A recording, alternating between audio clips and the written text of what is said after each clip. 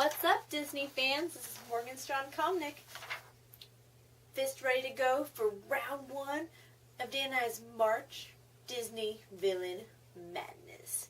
And we're starting with my ringleader, if you will, one of the new Queens of Darkness for Once Upon a Time's Season 4 mid-season premiere, the fabulously fabulous Cruella De Ville.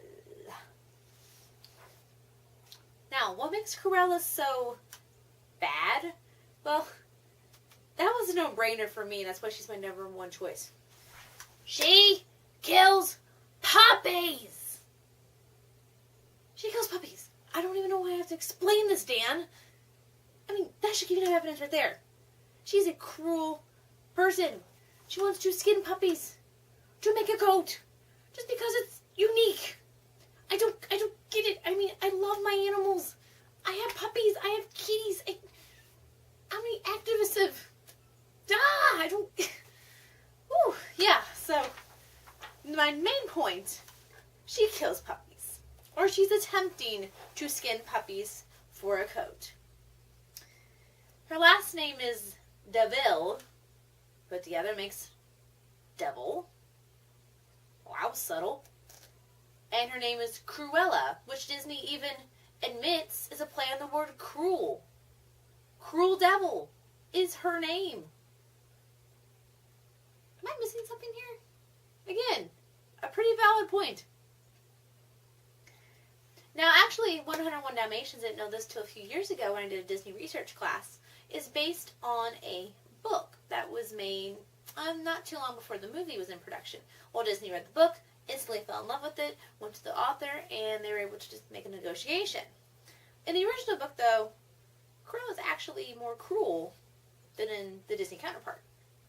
Kind of shocking, but it is Disney. I guess they want to keep things semi-appropriate for children. Now, in the book, this Cruella is expelled from college. The college where she first meets Mrs. Dearly. You know why she's expelled? For drinking ink. Doesn't explain why she drinks ink, but she drinks ink. Okay, that's just... How bizarre is that? I mean, what kind of person... Just indicator to her evil, in my opinion. She also has a cat that she's not really that fond of, but apparently it's a valuable breed, so she keeps it around, for the price, cha-ching dollar value. And the cat's tried to have kittens several times, but if they're not good enough for Cruella, in the book, she drowns them. Not only does she skin puppies, she drowns kittens. Wow. And then, I wasn't aware of this, but now I understand, she tells her henchmen to drown or get rid of the puppies that don't have their spots ready yet. So the puppies that aren't quite mature, like the little puppies. I mean, it's just sick. I mean, why isn't PETA doing something about this? Ugh. She's also one of the very few Disney villainesses, or villains even, that is actually kind of spontaneous and reckless. I mean, in that whole driving scene where her eyes are all swirly, yeah, I mean, that's kind of not just road rage, it's just her not really thinking. A lot of villains are calculating, and they plan things forever and ever in Disney, which is its own form of evil. This spontaneity, I think, especially like in a wrestling match, ooh, you ain't gonna know what she's gonna do. And again, she skins puppies. I gotta break your heart right there. She is an heiress. I found also in my book research. She is married to a rich but very meek man who allows Cruella to kind of, just boss him around and make decisions for him. He's okay with that. He also robes her with her famous mink coat that she wears, and jewels. And her husband is very afraid of her. Okay, well, that says a lot. She also has credentials, so I know when I see all these honors and plaques and awards, I get freaked out. So here's something to get worried about. Gaston. Cruella was voted AIF's 100 Years of Heroes and Villains list at number 39 out of 100. And this isn't just Disney. This isn't just cartoons. This isn't just villains. It's villains and heroes of all time put together. Every American franchise. 39 out of 100. Bam. That's pretty hardcore considering who she has to go up against. She also smokes a lot, and I'm not judging, but like the smoke in her house and the smoke she smokes, it's green. What? I don't even want to know what that is. That just creeps me out. I can't. The fact also that the only quote-unquote real song in the movie is about and titled after Cruella and written for Cruella says something. A lot of the songs are sung by the Disney villains, and they talk about what they're going to do with the domination, how they're going to hurt the hero, yada yada. However, this song is written by the hero about the villain. I mean, it's pretty intense. I mean, I know he does jingles for a living, but still. And the words always just crack me up. I mean, and they're so very true in describing this person. I mean, if she doesn't scare you, no evil thing will. To see her is to take a sudden chill. Cruella De Ville. I mean, the curl of her lips, the ice in her stare. All innocent children had better beware. I better hide her from my students. And my cats and my dogs and probably the police, because she does other things too. She's like a spider waiting for the kill. A lot of people have arachnophobia. Look out for Cruella De Ville. At first you think Cruella is a devil. That's a pretty bold comparison. But after time's worn away in the shock, you come to realize you see her cat eyes watching you from underneath the rock. Okay, now she's a stalker. Wow, okay, that's great too.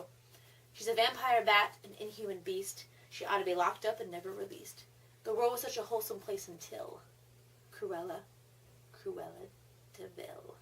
So that's a pretty, also very bold, brass statement that before Cruella, the world was a really good place. Like her birth is the reason for that.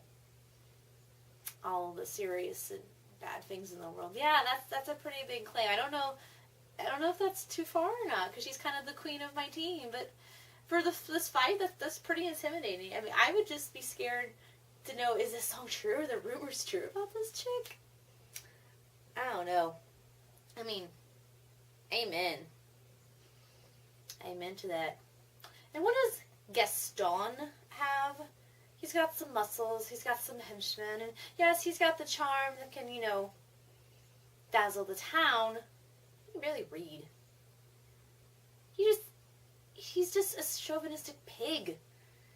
Okay? I mean, Cruella comes in and, stomps on his foot or bites her, because I could see her doing that.